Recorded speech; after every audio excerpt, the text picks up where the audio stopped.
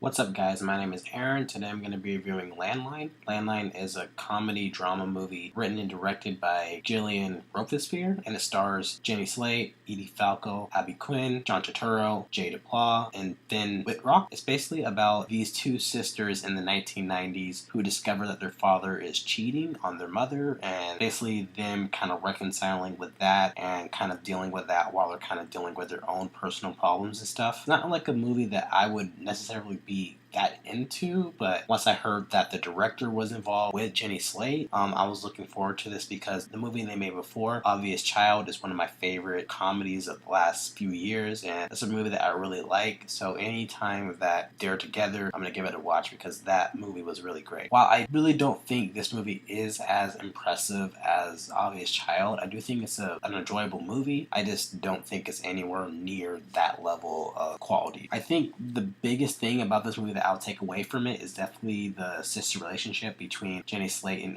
Quinn's characters. I feel like not only do they look similarly alike, they look really similar to each other. The chemistry with them, like, it really felt like a sister relationship. It really had that big sister, little sister dynamic, and it really felt like they would actually be sisters in a way that I don't really see in movies, I guess. The way that they kind of interacted with each other, with kind of interjecting their own humor and just the realness of their conversations, I just really responded to it. And I do think that whenever they kind of bounce off of one another, I think that was where the movie kind of had like its strengths. It's definitely like the strongest part of the movie in my opinion. I also think the movie overall was entertaining enough. It wasn't like a super laugh riot or anything like that, but I did have a good amount of chuckles throughout the movie, mostly based off of like Jenny Slate's like reactions and how she just acts in movies and stuff. I don't really know what the purpose of the 90s setting was. Maybe it's based off of like a personal experience for the writer-director, and maybe it was just personal to her, but I didn't really see the purpose of it in the movie. But I did like the overall casualness of the setting. It didn't really draw that much attention to itself. There were some obvious nods, like there was like a Hillary Clinton joke that was kind of a little bit too much, I felt, but I felt like most of the time the 90s setting was done really well. It wasn't distracting, I guess, and I think it had a really nice soundtrack throughout the movie, and the wardrobes really reflected like that time and stuff, and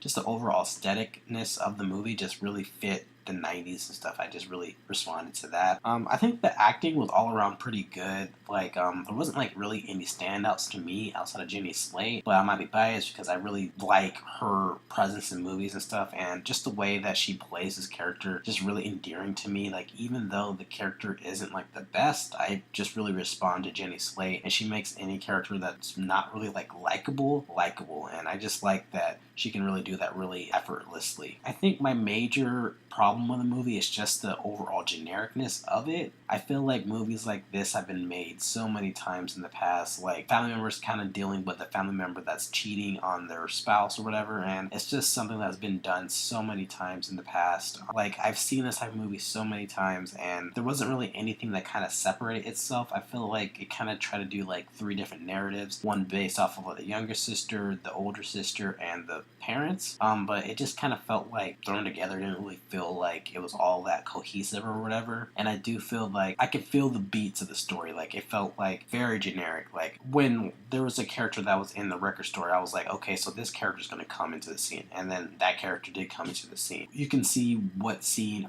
is happening for which reason. To me, it really felt very like formulaic to me, like the way that the story was laid out in a way that was kind of weird compared to the director's previous film. To me, this was kind of like a step down in that aspect because I feel like Obvious Child was just a really well-made movie, and this is just kind of, I guess, just average to me. I think maybe I had really high expectations based off of Obvious Child, but this really didn't meet those expectations at all. I do think this is an okay movie, I guess. I did really respond to the sister relationship in the movie. I think the movie is entertaining enough. Like, the acting is solid. I feel like it's a pretty funny movie, even though it's not like a laugh riot, and I do think the 90s aspect of it was something I liked. I just feel like the movie is just overall very generic and very formulaic of like comedy dramas that you've seen in the past 15-20 years. I think overall I would give this like a 6 out of 10. It's definitely not a bad movie, but it's not something that I would rush out to see unless you're like a huge Jenny Slate fan. Those are my thoughts on Landline. What are your guys' thoughts? Did you like it? Did you hate it? Let me know in the comments what you thought, and thanks for watching. Thanks, guys. Bye.